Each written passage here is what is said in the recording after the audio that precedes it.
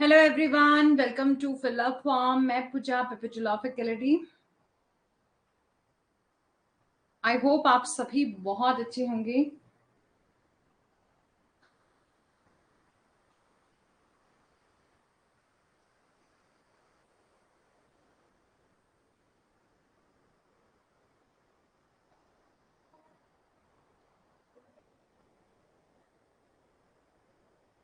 Audio video का बता दीजिए, सब बढ़िया जा रहा है ना?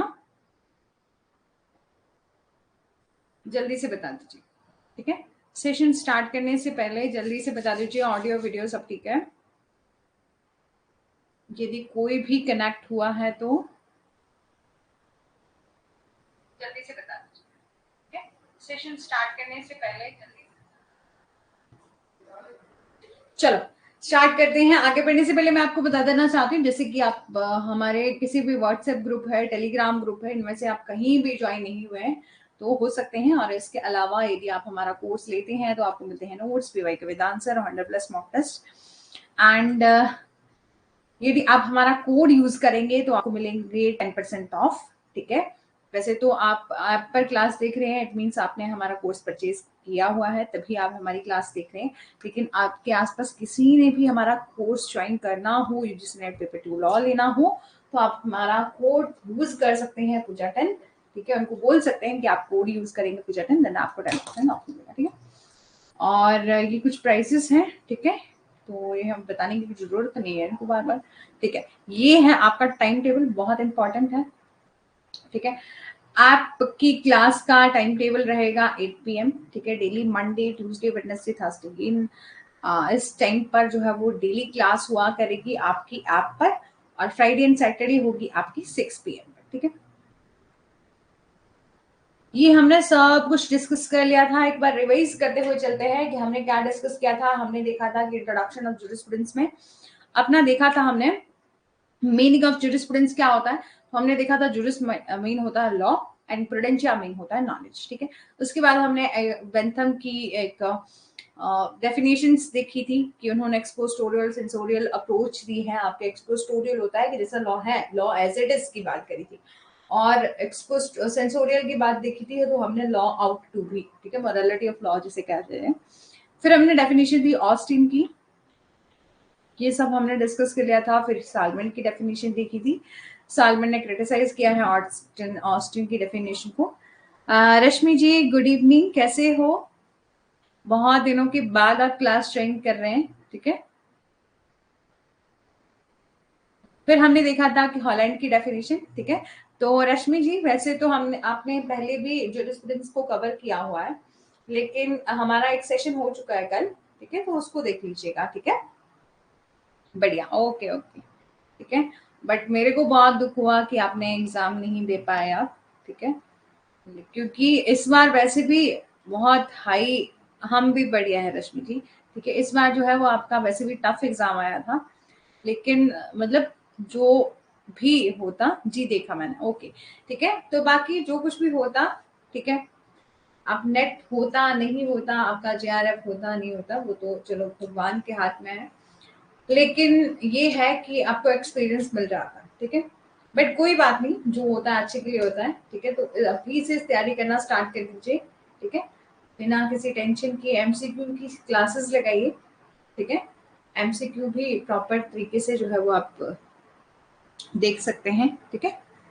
तो अभी जो हम डिस्कस कर रहे हैं, थोड़ा सा रिवाइज कर रहे हैं, फिर हम सेशन जो है वो अपना कंटिन्यू करेंगे, ठीक है। उसके बाद हमने देखा था कि आपने ये सब डेफिनेशन देख ली थी, सालमन की देखी थी आपके। सालमन ने कहा जूरिस्प्रूडेंस क्या है, एक साइंस ऑफ लॉ है, ठीक है, जेनरिक और स्पेसिफिक। डेली 8 PM पर क्लास होगी रश्मि जी, तो आप कनेक्ट हो जाया करिए, ठीक है, क्योंकि अभी तक मेरे को खुद पता नहीं है कि कौन से स्टूडेंट है कौन है, ठीक है। तो उनके साथ कनेक्ट करना, मतलब अभी तक कोई भी ज्वाइन नहीं कर रहा है क्लास को, ठीक है, तो अभी आप जो है वो डेली 8 PM पर कनेक्ट कर लीजिएगा, ठीक है। आपका सालमन ने अपनी डेफिनेशन को 2 पार्ट में डिवाइड किया है, क्या, जेनेरिक और स्पेसिफिक। जेनेरिक जो है वो इंक्लूड करता है एंटायर बॉडी ऑफ लॉ, ठीक है। आपका स्पेसिफिक जो है वो आपका डील करता है पर्टिकुलर डिपार्टमेंट और एनी पोर्शन ऑफ डॉक्ट्रिन, ठीक है। एनालिटिकल, एक्सपोस्टोरियल और सिस्टमैटिक, जो है वो आपका डील करता है content of actual legal system existing at any time past और प्रेजेंट, ठीक है। और उसके बाद हमने देखा था, ये सब हमने डिस्कस कर लिया था कंप्लीट। जूरिस्प्रूडेंस ने बहुत अच्छी डेफिनेशन दी है कि जूरिस्प्रूडेंस क्या है, लॉयर्स का एक्स्ट्रा वर्जन है, ठीक है, क्योंकि लॉयर्स ही क्या करते हैं, एग्जामिन करते हैं अपने आइडियाज को, टेक्निक को और टेक्निक्स ऑफ लॉ को, ठीक है, लाइक डिराइव फ्रॉम प्रेजेंट, और नॉलेज लेते हैं डिसिप्लिन अदर देन लॉ, ठीक है। कि हमने सब कुछ डिस्कस कर लिया था। अब जानते हैं, ठीक है, फिर अल्पेन की डेफिनेशन भी देखी थी, ठीक है, जिन्होंने की बात करी है आपका डिवाइन एंड ह्यूमन की, जस्ट एंड अनजस्ट की बात करी गई है। एचएल हार्ट ने प्राइमरी एंड सेकेंडरी रूल दिए हैं, ठीक है, ये सब हमने देख लिया था, अप्रोच भी देख लिया था। अब हम स्टार्ट करेंगे अपना नया टॉपिक जो कि है आपका सोर्सेस ऑफ लॉ। और इस बार रश्मि जी हमारी थोड़ी सी दौड़ रह रही है, एक ही क्लास मिल रही है। वैसे तो मैं चाहती थी कि शुरू से ही हमें 2 क्लासेस दे दी जाए, जैसे कि अभी देखो कि टाइम टेबल इस हिसाब से बनाया गया है कि आपका मंडे, ट्यूसडे, वेडनेसडे, थर्सडे, मतलब 4 डे आपकी क्लास होगी ऐप पर। तो ऐप पर होगी आपकी रेगुलर क्लास, और बीच में से कोई भी टॉपिक जो है वो आपका यूट्यूब पर होगा। तो हम 4 क्लासेस में सिलेबस को कवर करना थोड़ा सा मुश्किल रहेगा, इसके लिए मैं सोच रही थी कि शुरू से ही हमें 2 क्लासेस दे दी जाए, लेकिन अभी थोड़ा पॉसिबल नहीं है। और बट मैं ये कहूँगी कि आप स्टूडेंट भी सर को बोलो तो ज़्यादा पॉसिबल हो पाएगा, क्योंकि हमारा सिलेबस ना बहुत ज़्यादा रहता है। आपको खुद को पता है कि हमने लास्ट टाइम भी कितना खींचा था सिलेबस, आप लोगों ने तो फिर भी बीच बीच में क्लासेस छोड़ भी दी थी, लेकिन मेरे को तो सब कुछ करवाना पड़ा था। फिर एक दिन में आपकी 6 क्लासेस लेना बहुत इम्पॉसिबल होता है, मेरे लिए तो बहुत मुश्किल रहा था, ठीक है। तो इसलिए यदि हम शुरू से ही अपनी 2 क्लासेस कंटिन्यू कर लें तो बाद में कोई प्रॉब्लम ही नहीं आएगी। फिर हम हर एक चीज को, इस बार जो है वो हम हर एक चीज को डिस्कस करेंगे। लास्ट में हमने कुछ नहीं छोड़ा था, बस 1-2 चीजें छोड़ दी थी। एक तो आपका कंपनी लॉ छोड़ दिया था, और आपका एक और छोड़ा था नेगोशिएबल इंस्ट्रूमेंट एक्ट, ठीक है।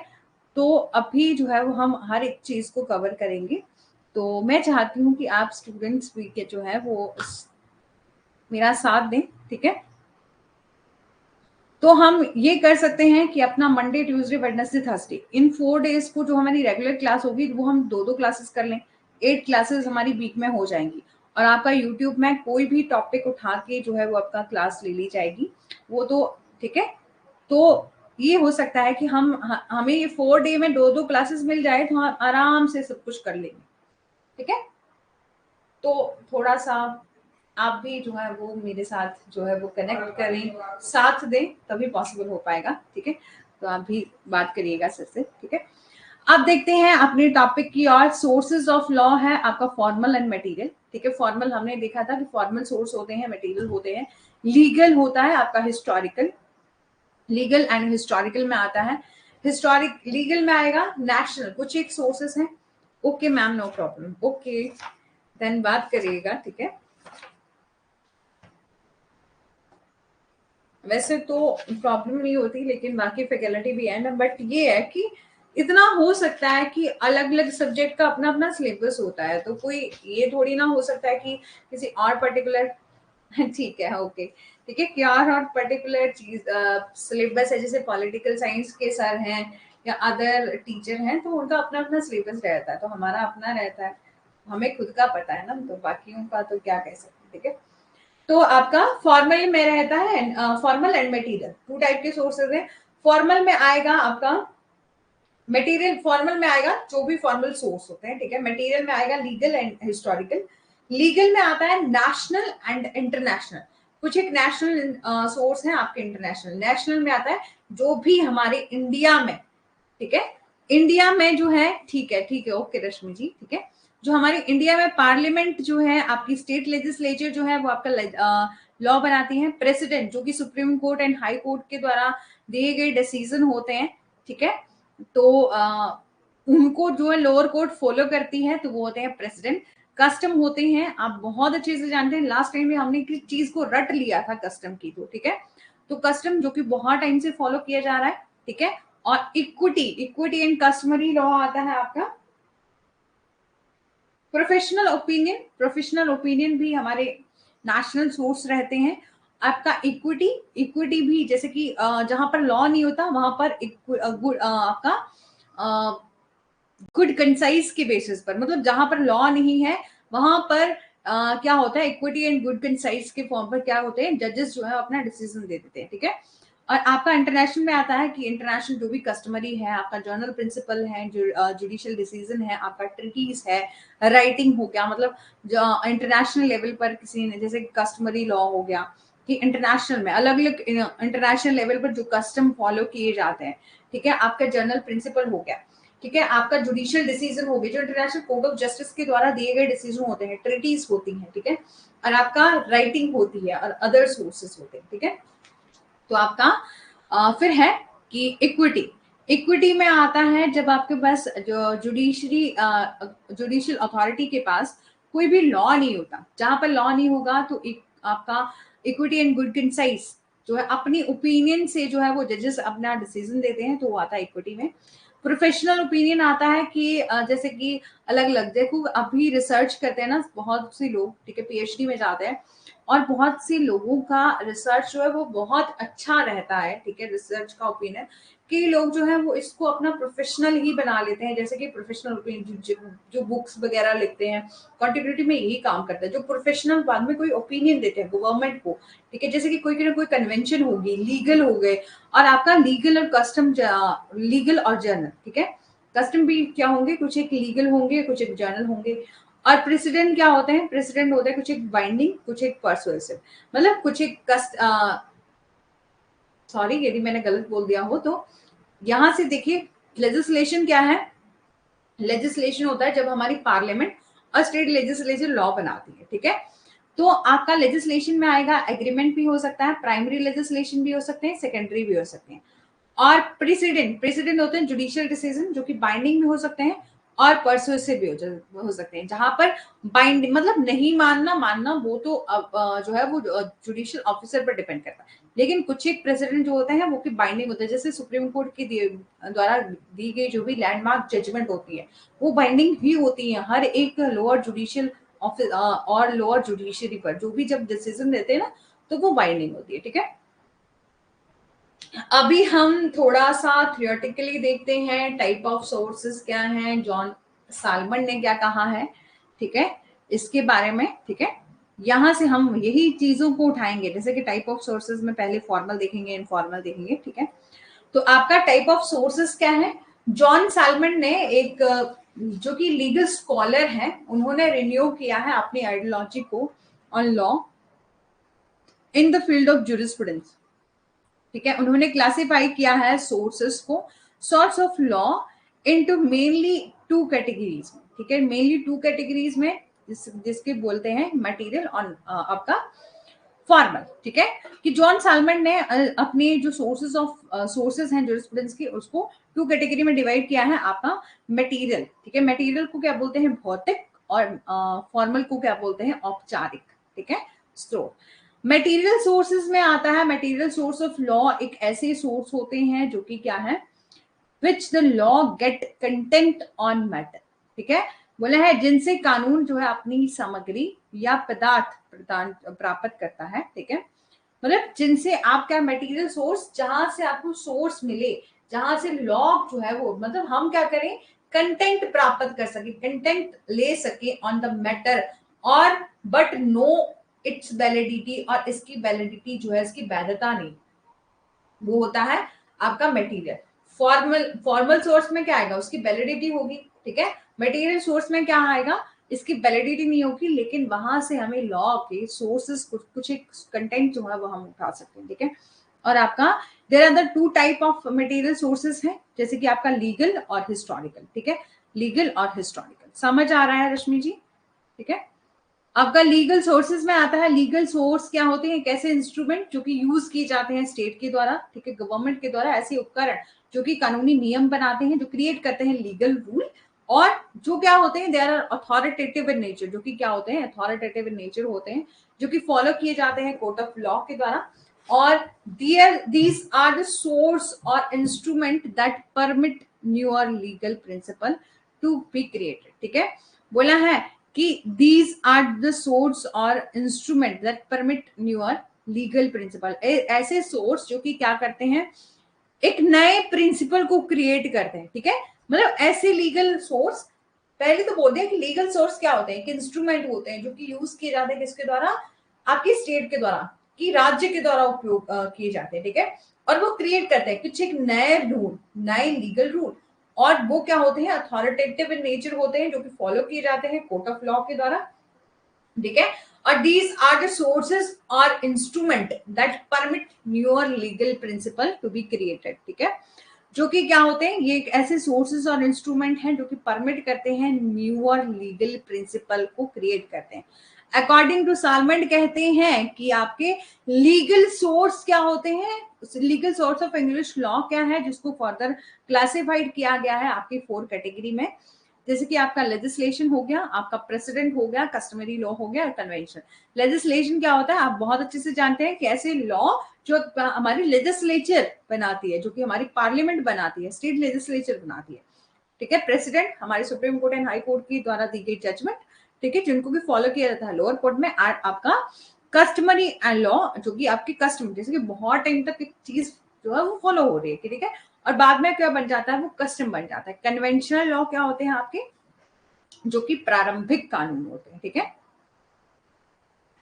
हिस्टोरिकल सोर्स में क्या आता है, हिस्टोरिकल सोर्स एक ऐसे सोर्स होते हैं दैट इन्फ्लुएंस करते हैं द डेवलपमेंट ऑफ लॉ को, मतलब ऐसे कोई हिस्टोरिकल सोर्स जो कि क्या करते हैं, इन्फ्लुएंस करते हैं, प्रभाव डालते हैं किस पर, डेवलपमेंट ऑफ लॉ पर, विदाउट गिविंग इफेक्ट, बिना इफेक्ट डाले हुए किसको, वैलिडिटी और अथॉरिटी को, ठीक है। और ये सारे सोर्स जो है वो इन्फ्लुएंस करते हैं लीगल रूल इनडायरेक्टली, ठीक है, कि ये सारे सोर्स क्या है, लीगल रूल को इफेक्ट करते हैं इनडायरेक्टली।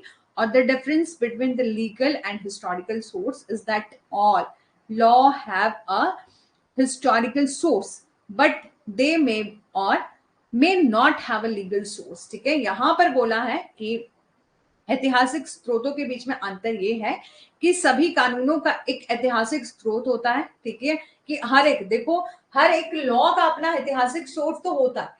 जब भी यदि हम आज क्या पढ़ रहे हैं, जैसे कि आज हम नेगोशिएबल इंस्ट्रूमेंट पढ़ रहे हैं, या हम सेल ऑफ गुड्स एक्ट पढ़ रहे हैं, या आपका sexual harassment at work place पढ़ रहे हैं, तो कहीं ना कहीं तो हिस्ट्री में कोई ना कोई ऐसी बात हुई रही होगी जिससे हमें नीड रही होगी किसकी, ये सब लॉ बनाने की।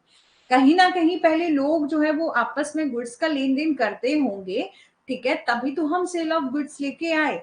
कहीं ना कहीं पहले तो लोग अपना पार्टनरशिप में बिजनेस करते होंगे, फिर बाद में कोई ना कोई प्रॉब्लम होगी, उन पार्टनर्स के बीच में प्रॉब्लम होगी, उनके राइट एंड ड्यूटीज के बीच में प्रॉब्लम होगी, तभी तो हम पार्टनरशिप एक्ट लेके आए, ठीक है। तो बोला है हिस्टोरिकल सोर्स जो है वो क्या होते हैं, डिफरेंट होते हैं between the legal and historical source, ठीक है।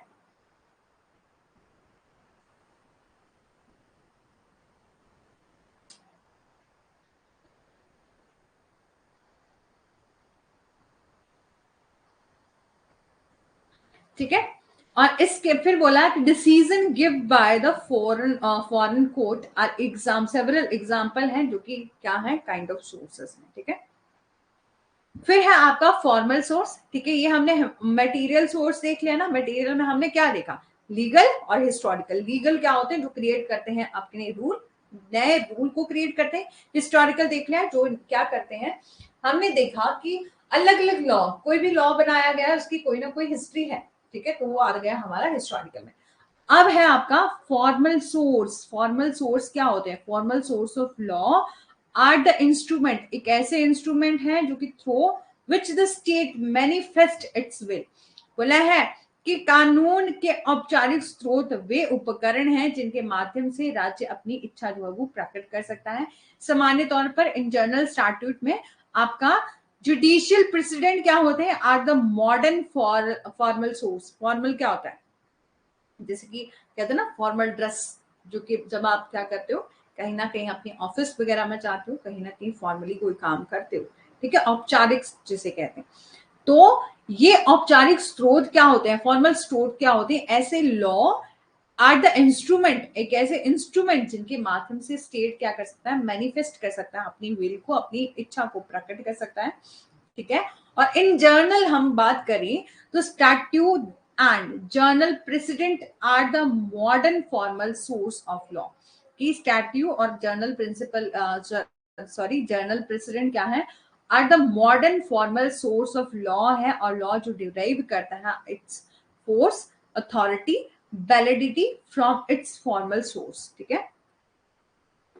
और नेक्स्ट है आपका अकॉर्डिंग टू कीटन, ये समझ आ गया ना। ठीक है। फॉर्मल सोर्स, ठीक है, जो कि किसी ना किसी अथॉरिटी के द्वारा दिए जाए, कोई भी ऐसा लॉ जो अथॉरिटी के द्वारा दिया जा रहा है, validity from its formal source. ठीक है। अकॉर्डिंग टू कीटन कहते हैं, अकॉर्डिंग टू कीटन क्लासिफाई करते हैं, गिवन बाय क्लासिफिकेशन दी है उन्होंने जो कि गिवन बाय द साल्वेंट है। ठीक है। और was a flawed Keeton classified sources of law, उन्होंने क्लासिफाई किया है सोर्सेज ऑफ लॉ को। वो कहते हैं कुछ एक सोर्सेज क्या होते हैं, बाइंडिंग होते हैं। ठीक है, कि जजेस जो है वो बाइंड होते हैं अप्लाई करने के लिए source of law in case. ठीक है, कि न्यायाधीश जो है वो मामले में कानून के एक ऐसे स्रोतों को लागू करने के लिए बाध्य हैं। ऐसे एग्जाम्पल है कुछ एक example of such sources are the statute or legislation, judicial precedent or custom. ठीक है, ऐसे स्रोतों के उदाहरण कानून न्यायिक मिसालें, जैसे कि आपके जुडिशियल प्रेसिडेंट हो गए और आपके रीति रिवाज, आपके कस्टम। ठीक है, ये आते हैं बाइंडिंग सोर्स। बाइंडिंग सोर्स क्या बताएं कि ऐसे स्टैट्यूट जो कि बाइंडिंग होते हैं, किस पर जजेस जो है वो बाउंड होते हैं उसको अप्लाई करने के लिए, इन सोर्स ऑफ लॉ को अप्लाई करने के लिए। तो आपके इसमें क्या आएगा, लेजिस्लेशन, जो आपकी लेजिस्लेशन के द्वारा बनाया गया लॉ है, जजेस को तो वो बाइंड ही करना, मतलब फॉलो ही करना पड़ेगा। आज कोई जज देखो अपनी कुर्सी पर बैठे हैं, ठीक है, अपनी अपनी कोर्ट में बैठे हैं, कोई उनके पास केस आ जाए मर्डर का, तो वो ये नहीं कह सकते कि ये जो है मैं इसको मर्डर की इतनी सजा नहीं दूंगा, क्योंकि हमारे आईपीसी में लिखी गई है, उसके बाहर जाके वो सजा नहीं दे सकते, क्योंकि जजेस जो है वो बाउंड है, जो कि लॉ बनाया गया है लेजिस्लेचर के द्वारा। ठीक है। और जुडिशियल प्रेसिडेंट, यदि सुप्रीम कोर्ट और हाई कोर्ट के द्वारा कोई ऐसी जजमेंट पास हो जाती है, तो जो लोअर जुडिशरी है वो कभी भी ऐसा नहीं कर सकती कि वो क्या करे, फॉलो ना करे उस प्रेसिडेंट को, तो वो जजेस क्या होते हैं, बाउंड होते हैं अप्लाई करने के लिए। ठीक है। एंड कस्टम, ठीक है, जो कि कस्टम बहुत टाइम से चल रहा है। ठीक है, कस्टम को भी जो है वो काफी ज्यादा प्रेफरेंस दी जाती है। ठीक है। नेक्स्ट है परसुएसिव। परसुएसिव सोर्स होते हैं जो कि बाइंडिंग नहीं होते, ठीक है, but are taken into consideration when binding sources are not available. ठीक है। और रश्मि जी एक हमारा टेलीग्राम चैनल है, वहां पर भी आप जुड़े हैं, अभी बनाया है। ठीक है, मैंने तो बहुत कम वहां पर कुछ पोस्ट किया है, लेकिन अभी जो है वो रिसेंटली बनाया है। तो आपका लॉ नेट जीआरएफ, ठीक है, देखिएगा। ठीक है, तो उसको भी आप टेलीग्राम पर ज्वाइन कर लीजिएगा। ठीक है। ओके। फिर कोई भी क्लासेस से रिलेटेड या कोई भी अदर प्रॉब्लम हो तो हमारे साथ जो है वो आप कनेक्ट कर सकते हैं। ठीक है, बात करके डायरेक्ट ही आप हमारे साथ कनेक्ट कर सकते हैं। ठीक है, उसमें मैं ही हूँ और सर है बस, और कोई नहीं। ठीक है। ओके रश्मि जी, सर्च करिएगा law UGC law net GRF. ठीक है, और फिलअप फॉर्म ऐसे सर्च करिएगा, फिर आपको पता चल जाएगा। ठीक है। फिर है आपके पास परसुएसिव सोर्स। परसुएसिव सोर्स जो है वो are not binding but are taken into consideration when binding source are not available for deciding on a particular subject. बोला है कि कुछ ऐसे स्रोत होते हैं जो कि बाइंडिंग नहीं होते, जबकि वो विशेष विषय पर निर्णय लेने के लिए बाध्यकारी स्रोत उपलब्ध नहीं होते। ठीक है, फॉर एग्जाम्पल के लिए जैसे कि फॉरेन जजमेंट। ठीक है, फॉरेन जजमेंट हम पर जो है वो बाइंडिंग होती है, नहीं होती। जी रश्मि जी, नया ग्रुप बनाया है, ठीक है, टेलीग्राम का, सिर्फ उसमें लॉ के ही स्टूडेंट हैं। ठीक है, टेलीग्राम में एक लॉ यूजीसी नेट आपका जीआरएफ है। ठीक है, तो वहां सर्च कर लीजिएगा। यदि फिर आज नहीं कनेक्ट हो पाएंगे ना, फिर मैं आपको कल दोबारा से बता दूंगी। ठीक है, वैसे एक मिनट ऐसी रुकी, मैं देखती हूँ।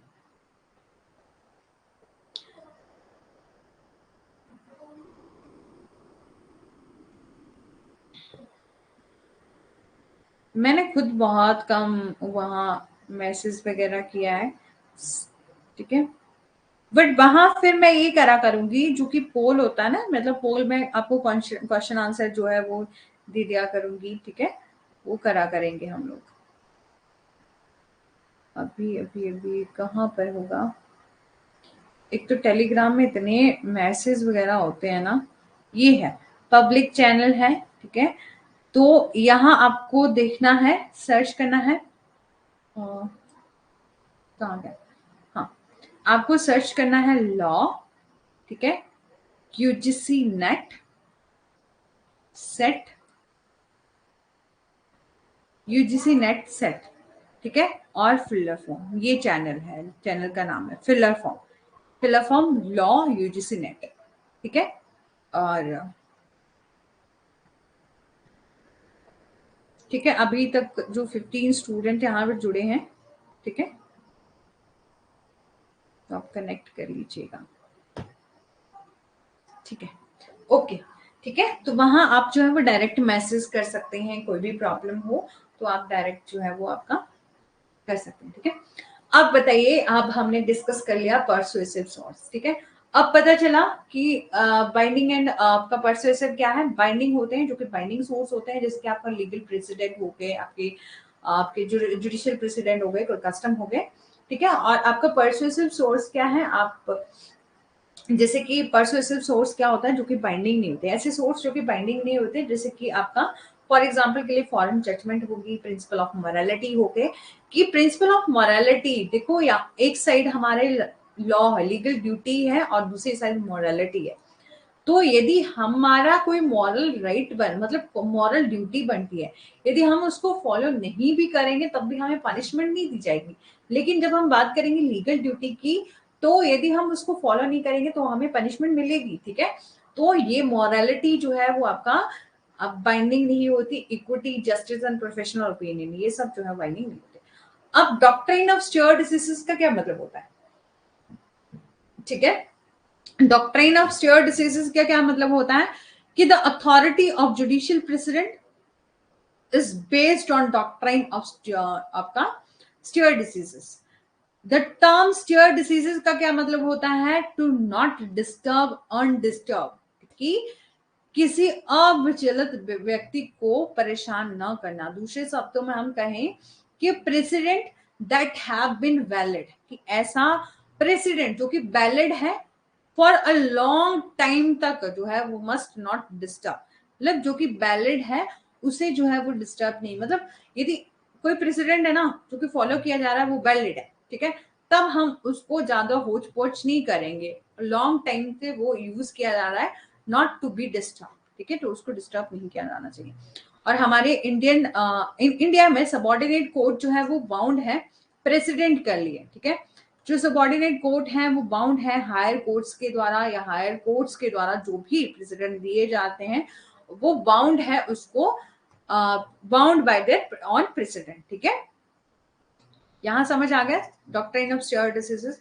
यहाँ स्टेयर डिसीजेस का क्या मतलब है कि जैसा प्रेसिडेंट लोअर हायर अथॉरिटी के द्वारा दिया गया उसको एज इट इज वैसे ही जो है वो अप्लाई कर देना, ठीक है, कोई उसमें डिस्टर्बेंस क्रिएट ना करना, ठीक है। बोला है कि जब हम बात करते हैं हाई कोर्ट की, decision on the one high court is not binding on the other high court, ठीक है, यहां पर बोला है कि when जब हम बात करें उच्च न्यायालय की बात आती है तो एक हाई कोर्ट का निर्णय अन्य हाई कोर्ट के लिए बाध्यकारी नहीं होता, ठीक है, देखो यहां पर बात करी गई है कि एक हाई कोर्ट, ठीक है, सुप्रीम कोर्ट की बात नहीं कर रहे, एक हाई कोर्ट की बात करें, एक हाई कोर्ट का डिसीजन जो है वो दूसरे हाई कोर्ट पर जो है वो बाइंडिंग नहीं होता, और द डिसीजन जो है वो बाइंडिंग होते हैं, बट एक हाई कोर्ट का डिसीजन जो है वो बाइंडिंग होता है अदर सबऑर्डिनेट कोर्ट्स पर, ठीक है। और इन केस हम बात करें देयर आर कॉन्फ्लिक्ट, यदि कॉन्फ्लिक्ट आ भी जाए इनके डिसीजन में with the same authority, then latest decision दिया गया जो भी लेटेस्ट, जैसे कि फॉर एग्जांपल के लिए राजस्थान मैंने कोई एक ही मैटर पर कोई डिसीजन दिया, हिमाचल प्रदेश ने एक ही मैटर पर कोई डिसीजन दिया, गुजरात ने अपने एक ही मैटर पर डिसीजन दिया, तो अलग अलग कॉन्फ्लिक्ट हो गया ना, तो हम ये देखेंगे कि लेटेस्ट किसने अपना जजमेंट दिया है, लेटेस्ट डिसीजन देखेंगे, ठीक है।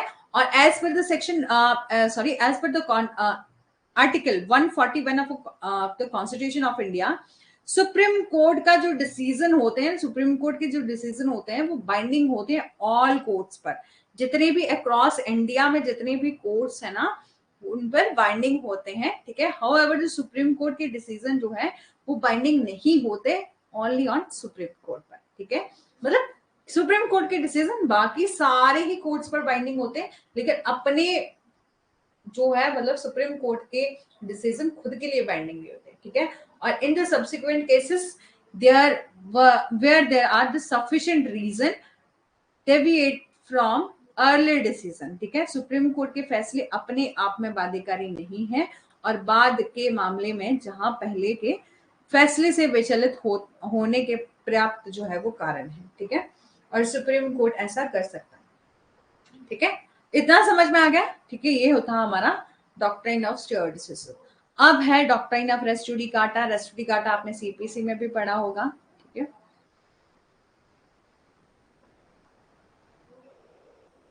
रश्मि जी, आप वैसे कहाँ से बिलोंग करते हैं?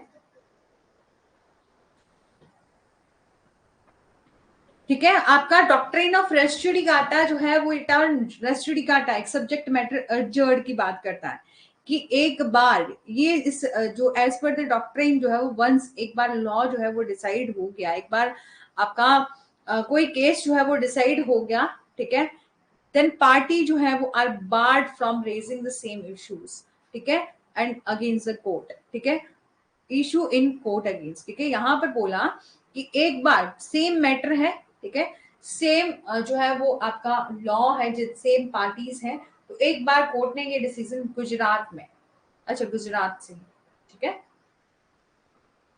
हाँ, ठीक है। तो आप जुडिशरी वगैरह की एग्जाम भी फिल करते हैं,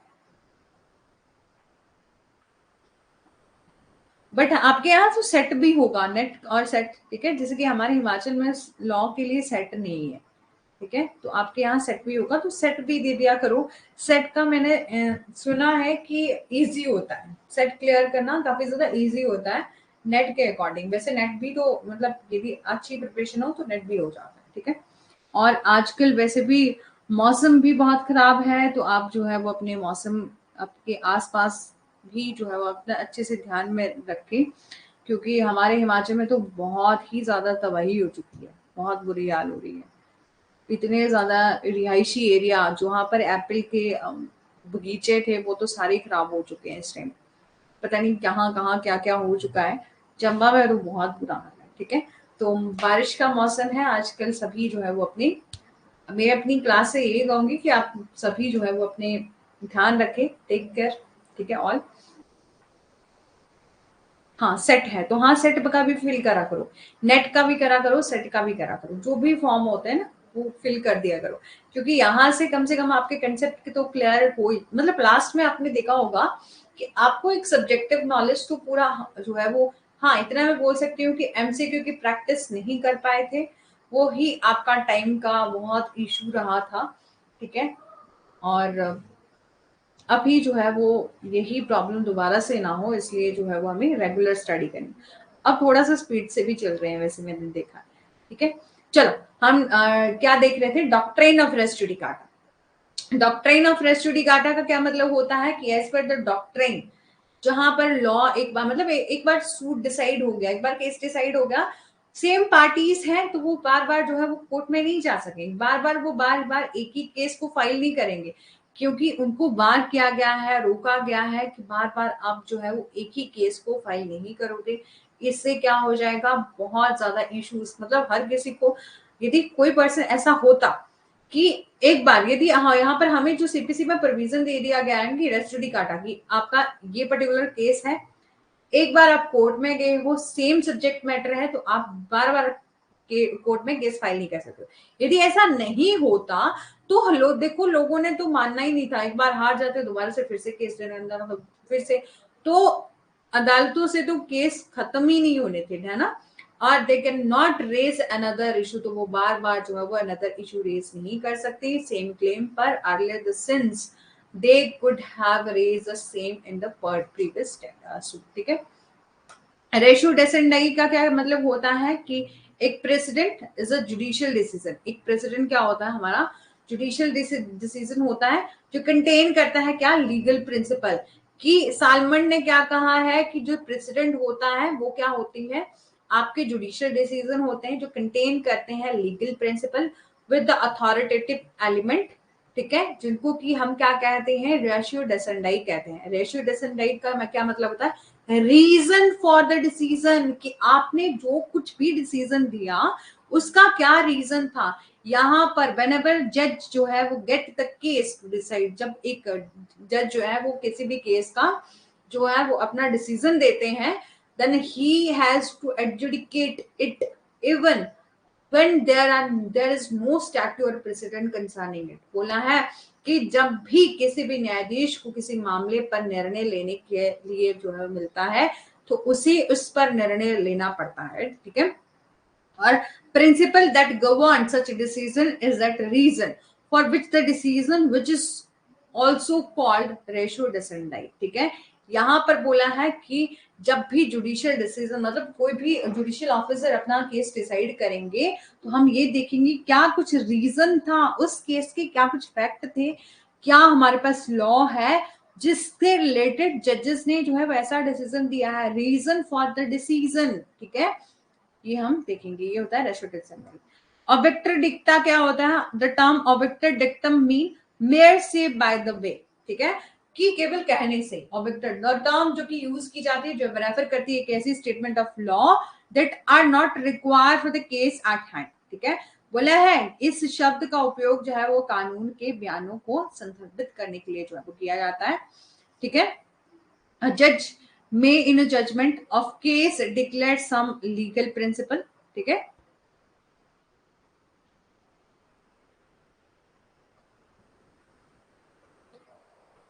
बोला है a judge may in judgment, ठीक है, of case declare some legal principle to be applied in hypothetical situation, ठीक है।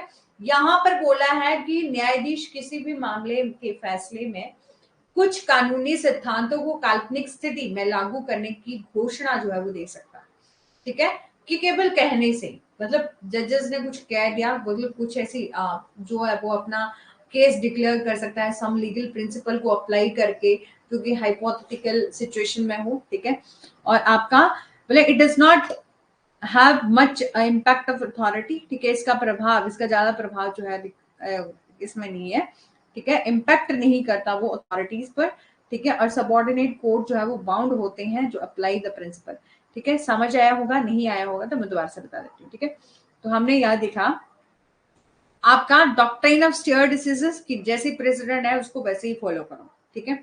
इतना रेस्ट जुडिकाटा, एक बार केस डिसाइड हो गया है तो आप बार बार केस नहीं फाइल करेंगे कोर्ट में जाके। रेस्ट डिसेंडाई क्या होता है कि रीजन क्या था डिसीजन का, कि मेयर क्या रीजन था कि जुडिशियल ऑफिसर ने ये जो है वो हेल्ड किया, ठीक है। ऑब्जेक्टर डेटा कह दिया जहां पर कोई लॉ नहीं है, ठीक है, जहां कोई पर्टिकुलर आपके पास जजमेंट नहीं है, पर्टिकुलर लॉ नहीं है, तो एक जज जो है वो क्या करेंगे अपनी जजमेंट डिक्लेयर कर सकते हैं कुछ एक बेसिक प्रिंसिपल पर, एक प्रिंसिपल को अप्लाई करके जो है वो आपका डिसीजन दे सकते हैं, ठीक है। आपका टाइप ऑफ प्रेसिडेंट क्या है, आपके अथॉरिटेटिव और परसुएसिव होता है। अथॉरिटेटिव में क्या आता है, अथॉरिटेटिव ऐसे प्रेसिडेंट होते हैं जो कि फॉलो किए जाते हैं सबॉर्डिनेट कोर्ट के द्वारा और whether they approve of it और नॉट, ठीक है।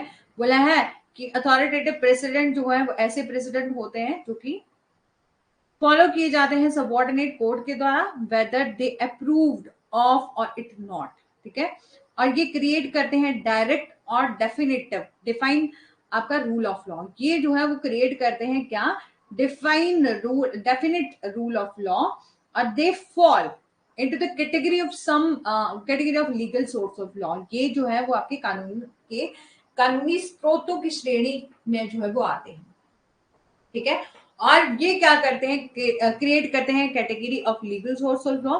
परसुएसिव अथॉरिटेटिव हमने देखा ऐसे प्रेसिडेंट जो कि फॉलो किए जाते हैं किसके, सबऑर्डिनेट, जैसे कि अथॉरिटेटिव, आपको नाम से ही पता चल रहा है अथॉरिटेटिव। अथॉरिटेटिव का क्या मतलब होता है, अथॉरिटी, ठीक है, जब कोई हायर अथॉरिटी लोअर को डिसीजन देती है, यानी कि ऐसे जजमेंट, ऐसे प्रेसिडेंट जो कि फॉलो किए जाते हैं सबऑर्डिनेट कोर्ट्स के द्वारा, आपके परसुएसिव जज में प्रेसिडेंट होते हैं जो कि बाइंडिंग नहीं होते, ठीक है। जहां पर परसुएसिव प्रेसिडेंट जो है वो वहां अप्लाई होते हैं, मतलब जहां पर उसको बाइंड करना, मतलब उसको अप्लाई करना जो है वो ऑब्लिगेशन नहीं होती, वो बाइंडिंग नहीं होते जजेस पर, ठीक है। Persuasive precedent can be apply as per the discretion of जजेस, ठीक है। अथॉरिटेटिव प्रेसिडेंट को क्लासिफाई किया गया है into the to following types, absolute और आपका कंडीशनल। एब्सोल्यूट जो कि एब्सोल्युटली अथॉरिटेटिव प्रेसिडेंट होते हैं is a binding on the subordinate court in absolute manner, ठीक है। बोला है इन इन एब्सोल्युटली जो कि एब्सोल्युटली अथॉरिटेटिव प्रिंसिपल होते हैं जो कि बाइंडिंग होते हैं ऑन सबऑर्डिनेट कोर्ट्स पर, ठीक है, जो कि सबऑर्डिनेट कोर्ट्स पर बाइंडिंग होते हैं और एब्सोल्यूट मैनर में, मतलब इन can not be obey disobey, इनको आप डिसओबे नहीं कर सकते, मतलब ऐसे प्रेसिडेंट जो कि आपको एब्सोल्युटली ही फॉलो करने पड़ेंगे, आप उसको डिसऑबे बिल्कुल नहीं कर सकते। आप बिल्कुल ऐसा नहीं करोगे कि यहाँ आप जो है वो उसको डिसऑबे कर दो, तो ये क्या होगा, रॉन्ग होगा। आपके कंडीशनल क्या होते हैं, कंडीशनल अथॉरिटेटिव होते हैं ऐसे प्रेसिडेंट जो कि बाइंडिंग होते हैं बट ऑन द अदर जजेस जो है इसको रिगार्ड अ सर्टेन सर्कमस्टांसेस, कुछ एक सर्कमस्टांसेस में इसको जो है वो फॉलो नहीं भी किया जा सकता, इसकी अवहेलना जो है वो की भी जा सकती है, मतलब डिसऑबे भी कर सकते हैं इसको, ठीक है। वो होता है कंडीशन, मतलब जहां पर आपको फॉलो करना ना करना किस पर डिसाइड होता है, आपका कंडीशनल अथॉरिटेटिव पर। ओरिजिनल और डिक्लेरेटरी क्या होता है कि अकॉर्डिंग टू सालमेंट कहते हैं कि डिक्लेरेटरी प्रेसिडेंट क्या होते हैं, is a precedent that simply declare an already existing law in a judgment, ठीक है। बोला है कि अकॉर्डिंग टू सालमेंट कहते हैं कि डिक्लेरेटरी प्रेसिडेंट क्या है, ऐसे प्रेसिडेंट जो कि सिंपली डिक्लेयर करते हैं, declare and already exist law in judgment, ठीक है, कि ऐसे घोषणात्मक प्रेसिडेंट जो ऐसे प्रेसिडेंट जो केवल एक फैसले से पहले जो है वो मौजूद कानून की घोषणा जो है वो करते हैं, ये न केवल कानून का अनुप्रयोग करते हैं, यह एक मूल मिसाल या नया कानून भी बनाते हैं और लागू करते हैं, ठीक है। आपके फैक्टर क्या है जो इंक्रीज करते हैं अथॉरिटी ऑफ प्रेसिडेंट, तो आपका नंबर ऑफ जजेस जो कि कंसिस्ट करते हैं आपके bench that make a decision, कि ऐसे कुछ फैक्टर जो कि क्या है, इंक्रीज करते हैं अथॉरिटी ऑफ प्रेसिडेंट को, ठीक है। ऐसे फैक्टर जो कि इंक्रीज करते हैं अथॉरिटी ऑफ प्रेसिडेंट को, तो सबसे पहले नंबर ऑफ जजेस जो कि कॉन्स्टिट्यूट करते हैं, जैसे कि बेंच को, जैसे कि कॉन्स्टिट्यूशनल बेंच होती है ना सुप्रीम कोर्ट में, ठीक है, जो कि डिसीजन लेते हैं, ठीक है, बोलते हैं कि 7 जजेस बेंच है, ये 5 जजेस बेंच है, ठीक है। तो ऐसा बेंच जो कि क्या करे, कॉन्स्टिट्यूट करे, ऐसे नंबर ऑफ जजेस जो कॉन्स्टिट्यूट करते हैं बेंच को, उनके द्वारा दिए गए डिसीजन, आपका एनिमस decision has a more weight, ठीक है, सर्वसम्मति से जो वो डिसीजन लिया जाता है जो कि ज्यादा वेटेज रखता है, ज्यादा वैल्यू रखता है। आपका approval by the other court specially the higher courts, ठीक है, बोले अन्य अदालतें जो कि विशेष रूप से उच्च न्यायालय द्वारा अनुमोदन। फिर है बोला enactment of statute that carries some law subsequently, एक ऐसा कानून का अधिनियम जो कि बाद में एक ही कानून को वहन जो है वो करता है, ठीक है। नेक्स्ट है कुछ एक फैक्टर जो है वो डिक्रीज करते हैं आपके अथॉरिटी ऑफ प्रेसिडेंट को, कुछ एक ऐसे प्रेसिडेंट है जो कि कम करते हैं अथॉरिटी ऑफ प्रेसिडेंट को, तो आपका एब्रोगेशन ऑफ जजमेंट, ठीक है, कि उच्च न्यायालय के पलटने या पलटने से निर्णय को निरस्त करना, कि abrogation of judgment by revisal, ठीक है, और overrule the higher court, ठीक है, कि यदि हायर कोर्ट्स के द्वारा कोई इस पर एक और जजमेंट आ गई, तो जो पुरानी वाली जजमेंट होती है उसको ओवर रूल कर दिया जाता है, ठीक है। और आपका अब्रोगेशन, ठीक है, abrogation of judgment by the statutory rule enacted subsequently, की बाद में बनाए गए जितने भी लॉ होंगे वो वैधानिक नियम के द्वारा निर्णय को निरस्त करेंगे, ठीक है। अफर्मेशन और सेवरल ऑफ डिसीजन, ठीक है, सॉरी यदि मैंने गलत बोल दिया हो तो, अफर्मेशन और reversal of decision on the different ground, ठीक है, कि एक अलग आधार पर निर्णय की पुष्टि करना या उलटना। इनकंसिस्टेंसी, ठीक है, inconsistency with the previous decision of higher courts, ठीक है, कि ऐसा हो गया एक बार डिसीजन आया और उसी मैटर पर कोई और डिसीजन आ गया, ठीक है, तो उसको ओवर रूल कर देते हैं, जैसे कि वो रूल जो है ज्यादा एप्लीकेबल रहता है। Inconsistency with the previous decision of the supreme of the court the same rank, ठीक है।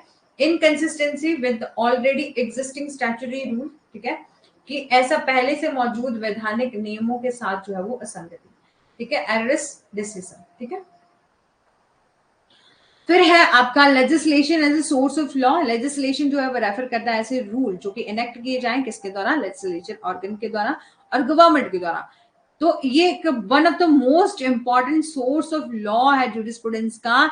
द वर्ड लेजिस्लेशन जो है ड्राइव किया गया है लेगिस और लेटम से।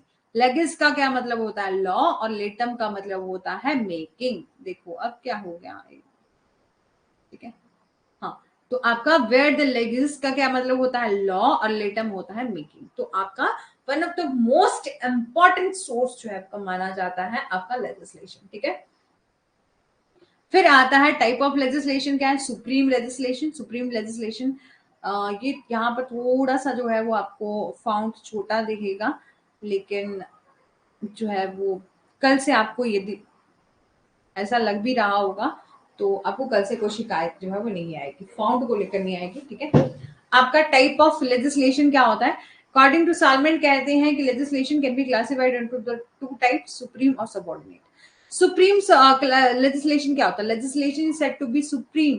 लेजिस्लेशन को हम तब कहेंगे सुप्रीम जो कि when it is enacted by the supreme court, जब ये एनेक्ट किया जाए सुप्रीम कोर्ट के द्वारा और सॉवरन लॉ मेकिंग बॉडी के द्वारा, ठीक है। कि लेजिस्लेशन को हम तब कहेंगे सुप्रीम यदि वो इनेक्ट किया जाए किसके द्वारा, सुप्रीम लॉ मेकिंग बॉडी के द्वारा, जो कि बॉडी काफी ज्यादा पावरफुल हो, जो एक्सटेंड करती है रूल्स को और इनेक्ट करती है by it can not be annulled or modified by the other body, ठीक है। और आपका Indian parliament can not be set by the sovereign law making body, ठीक है।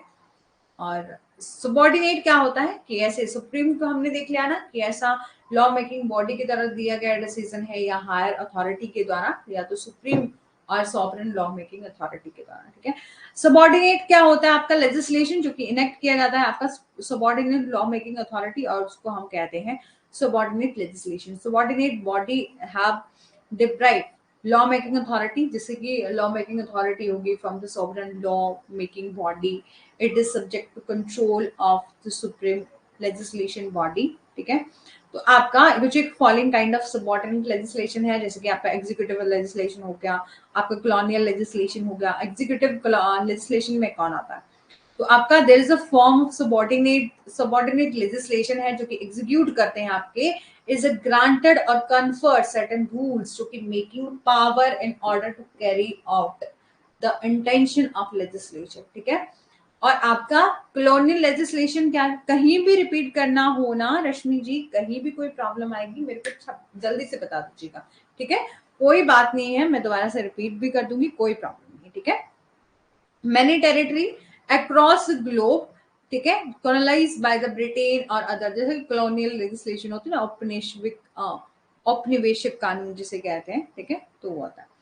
आपका जुडिशियल डिसीजन जो कि मतलब कोर्ट जो है वो बहुत इंपॉर्टेंट रोल प्ले करते हैं जब भी हम बात करते हैं लॉ को इनेक्ट करने की और एडिंग इन रेगुलेटिंग करने की आपके internal affairs of functioning of court, ठीक है। आपका म्युनिसिपल लेजिस्लेशन, म्युनिसिपल अथॉरिटी जो है ऑल्सो पोजेस करती है आपकी law making power as the enact by law, ठीक है।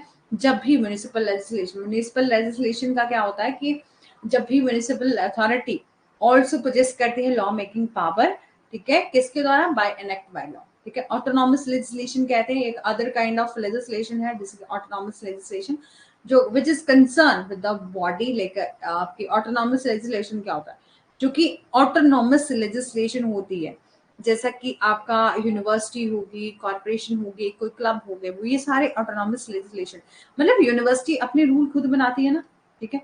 जब वो रूल खुद बनाती है, कोई कॉर्पोरेशन अपने रूल खुद बनाती है, तो वो आते हैं ऑटोनॉमस लेजिस्लेशन में, ठीक है। डेलीगेटेड लेजिस्लेशन होती है जब आप एक जो है हायर अथॉरिटी क्या करती है अपनी कुछ एक पावर को डेलीगेट कर देती है, डेलीगेटेड लेजिस्लेशन की सकता है। सम लेजिस्लेटिव पावर जो है वो में भी डेलीगेट कर देते हैं कुछ एक certain body by a parliament through the principle legislation.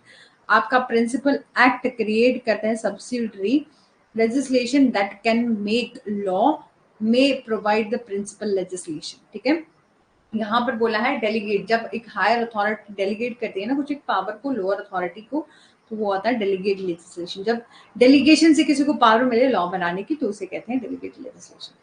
अब लास्ट है custom as a source of law. बहुत अच्छे से बहुत बार हमने डिस्कस कर लिया है, रश्मि जी तो बहुत अच्छे से जो है इसको समझ चुकी हैं। तो आपका कस्टम जो है वो रेफर करता है code of conduct, express approval और of the community that observe it, और आपका परमिटिव सोसाइटी। ठीक है, तो जैसे कि आपका एग्जाम्पल भी दिया था लास्ट टाइम, मेरे को याद है रश्मि जी ने ही, कि हमने बोला था कि जैसे कि मैरिज का कंसेप्ट है आपका बहुत टाइम से, कि लॉर्ड भगवान शिवा और पार्वती जो जी की शादी हुई थी तो वैसे ही हुई थी 7 फेरों से, और आज भी वही सिस्टम जो है फॉलो किया जाता है, और आज भी वही लॉ बना दिया गया है हिंदू मैरिज एक्ट में कि शादी जो होगी वो आपकी 7 स्टेप अराउंड स्क्वायर फाइल ही हो। ठीक है, तो होता है कस्टम। ठीक है, आपकी रिक्विजिट्स क्या है वैलिड कस्टम की, तो आपकी रिजनेबिलिटी होनी चाहिए कि कस्टम जो है मस्ट बी रीजनेबल होना चाहिए, प्रैक्टिकल होना चाहिए, और मस्ट कंफर्म होना चाहिए विद द बेसिक मोरालिटी जो कि प्रिवेल करे इन द मॉडर्न डे में। एंटिक्विटी होनी चाहिए, ठीक है, कि रीजनेबिलिटी होगी कि तर्क संगतता है, ठीक है, कि रीजनेबल है, जो भी कस्टम है वो रीजनेबल है। ठीक है, और एंटिक्विटी क्या है कि it must have the practice for time mention. ठीक है, कि एंटिक्विटी है कि पुरातनता जितने टाइम से जो है उसको फॉलो किया जा रहा है, बहुत टाइम से। ठीक है, सर्टेनिटी क्या है, बहुत टाइम से कंटिन्यूटी निश्चितता वो चली जा रही है कि रिवाज जो है वो आपका स्पष्ट होना चाहिए, अध्ययन जो है वो कैसा होना चाहिए, स्पष्ट होना चाहिए। कंफर्मिटी विद द स्टैट्यूट की no custom go against the law, कोई भी ऐसा कस्टम नहीं होना चाहिए जो कि अगेंस्ट द लॉ हो। ठीक है, और आपका कंटिन्यूटी इन प्रैक्टिस है कि बहुत टाइम से जो है वो फॉलो किया जा रहा है। Not only the custom must be practice for the time immemorial, but it should also practice without interruption. ठीक है, बट इसकी प्रैक्टिस किस तरह से की जा रही है, विदाउट इंटरप्शन, मतलब बहुत सालों से फॉलो किया जा रहा है। ठीक है, और must not be opposition of public policy की, वो ऐसा कस्टम है जो कि क्या है आपके पब्लिक पॉलिसी के बिल्कुल खिलाफ नहीं है। ठीक है, कि बहुत अच्छा है। ठीक है, कस्टम आपका बोला है मस्ट बी जर्नल और आपका यूनिवर्सल। ठीक है, जर्नल भी हो सकता है और यूनिवर्सल भी। कि कस्टम कैसा होना चाहिए, जर्नल होना चाहिए और यूनिवर्सल होना चाहिए, सार्वभौमिक होना चाहिए। ठीक है, और टाइप क्या है कस्टम के, तो कुछ एक टाइप्स होते हैं, जैसे कि आपका लोकल कस्टम हो गया, आपका लीगल कस्टम हो गया, आपका लीगल बाइंडिंग फोर्स, मतलब कुछ एक कस्टम जो है वो फॉलो करते हैं सोसाइटी की लीगल बाइंडिंग फोर्स, और सच कस्टम जो कि रिलेट करते हैं, जैसे कि क्लोथिंग हो गया, मैरिज का कंसेप्ट हो गया, we are not abiding such custom can only the result of society boycott and not legal consequences. कुछ एक कस्टम है जिनकी जो है वो लीगल बाइंडिंग नहीं होती, लीगल कंसिक्वेंसेस नहीं होती, और कुछ एक कस्टम की जो है वो लीगल ऑब्लिगेशन होती है, जैसे कि मतलब उनकी उनको यदि आप क्या करते हो ना, not without binding of obligation, क्या होता है कि उनको आपको फॉलो करना ना करना वो जो है वो इतना ज्यादा जरूरी नहीं होता, नॉट बाइंडिंग होता। लेकिन इससे क्या हो सकता है कि आपको कोई ना कोई सोसाइटी जो है, मतलब आप किसी कस्टम को फॉलो नहीं कर रहे हो, और वो कस्टम इतना है कि उस एरिया में इतना चलता है कि उसको फॉलो नहीं किया जाएगा, तो क्या हो सकता है कि सोसाइटी से बाहर कर दिया जाएगा किसी को। ठीक है, लेकिन उसकी कोई लीगल ऑब्लिगेशन नहीं है, लेकिन कुछ ही कस्टम ऐसे हैं जो कि बाइंडिंग ऑब्लिगेशन है, ठीक है, जो कि फॉलो किए जाते हैं लॉ के द्वारा, जो यदि आप उनको फॉलो नहीं करोगे तो आपको यहाँ पर पनिशमेंट भी मिल सकती है। बाइंडिंग फोर्स में आता है लीगल कस्टम और कन्वेंशनल। आपका लीगल कस्टम क्या होता है, लीगल कस्टम एब्सोल्यूट इंसेंशन होते हैं, दे आर ऑब्लिगेटरी नेचर होते हैं और अट्रैक्ट लीगल कंसिक्वेंसेस, अट्रैक्ट करते हैं लीगल कंसिक्वेंसेस को। 2 टाइप ऑफ लीगल कन्वेंशंस होते हैं आपके, जर्नल कस्टम और लोकल कस्टम। जर्नल क्या होते हैं, जो कि इन्फोर्स किए जाते हैं थ्रू आउट द टेरिटरी और स्टेट, मतलब बहुत एरिया के लिए जो है वो फॉलो किए जाते हैं। लोकल क्या होते हैं, किसी पर्टिकुलर लोकेलिटी में फॉलो किए जाते हैं। ठीक है, और कन्वेंशनल कस्टम क्या होता है, कन्वेंशनल कस्टम आर दो ऐसे कस्टम जो कि इन्फोर्स किए जाते हैं ओनली एक्सेप्टेंस, मतलब आप कन्वेंशन, कोई भी कन्वेंशन और एग्रीमेंट करके कोई कस्टम फॉलो किया जा रहा है तो वो आता है कन्वेंशनल कस्टम। ठीक है, such as a custom is only enforceable on the people who are party to agreement incorporating it. Two type of convention होते हैं, जर्नल और आपके लोकल। जर्नल भी वही होते हैं जहां पर कस्टम जो है पार्टिसिपेट करते हैं थ्रू टेरिटरी। लोकल में क्या आता है, पर्टिकुलर प्लेस, पर्टिकुलर ट्रेड और ट्रांजेक्शन के लिए यूज किया जाता है, ठीक है। और ये हो गया हमारा खत्म, ठीक है। आई होप रश्मि जी आपको जो है वो सेशन अच्छा लगा होगा। वैसे तो हमारा ये सेशन हमने पहले भी बहुत अच्छे से कवर किया है, लेकिन इस बार जो है हम थोड़ा सा स्पीड से चल रहे हैं ना। लास्ट टाइम में हमारा ये सोर्सेस तक तो 2-3 दिनों में खत्म ही नहीं हुआ था, लेकिन इस बार हमने 2 क्लासेस में कंप्लीट कर लिया, ठीक है। तो ठीक है, आई होप आपको सेशन अच्छा लगा होगा। या टाइम टेबल है, आप इसको फॉलो करिए। डेली डेली आपको आना है 8 PM पर, मंडे ट्यूसडे वेडनेसडे थर्सडे को, ठीक है। और आपका 6 PM पर आना है आपको फ्राइडे एंड सैटरडे को, ठीक है। नाइस क्लास, थैंक यू रश्मि जी, ठीक है। और हाँ, इंपॉर्टेंट है आपका मॉक टेस्ट, संडे को आपको मॉक टेस्ट लगाना, ठीक है। मॉक टेस्ट जरूर लगाइएगा, ठीक है, क्योंकि थ्योरी पढ़ना तो अच्छा है, चलो आपको सब्जेक्ट की नॉलेज भी हो जाएगी, और वैसे भी थ्योरी जो है वो आपके असर्शन रीजन के फॉर्म में जितने भी क्वेश्चन आते हैं उसके लिए इंपॉर्टेंट है, लेकिन मॉक टेस्ट बहुत इंपॉर्टेंट है, ठीक है। और आपके आसपास किसी ने भी हमारा कोर्स परचेज करना तो आप उनको बोल सकते हैं, हमारा कोड यूज कर रहे हो पूजा 10, जिससे आपको 10% ऑफ मिलेगा। थैंक यू सो मच, ठीक है। और नेक्स्ट करेंगे हम अपना next topic. Thank you ma'am, thank you जी आपको भी, ठीक है।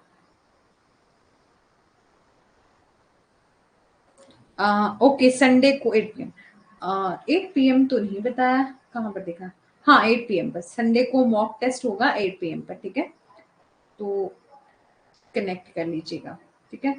और क्योंकि यहाँ जो है वो आपको मॉक टेस्ट मिलेगा ऐप पर, ठीक है। जैसे कि होता है ना कि आपने कितने क्वेश्चन सही किए, कितने गलत, शायद हो सकता है कि लास्ट में भी आपने ज्वाइन करा हो, ठीक है। और यहाँ पर और जल्द ही पे क्या हो रहा है कि मैं थोड़ा सा सोच रही थी, या मैं सर से भी बात करूंगी, तो हम हर एक संडे जो MCQ की क्लास भी ले सकते हैं, ठीक है। वो तो बाद में होगा, लेकिन बाकी तो क्लासेस वगैरह का, ठीक है। तो okay, thank you so much, कल ज्वाइन हो जाइएगा टाइम से। Thank you ji.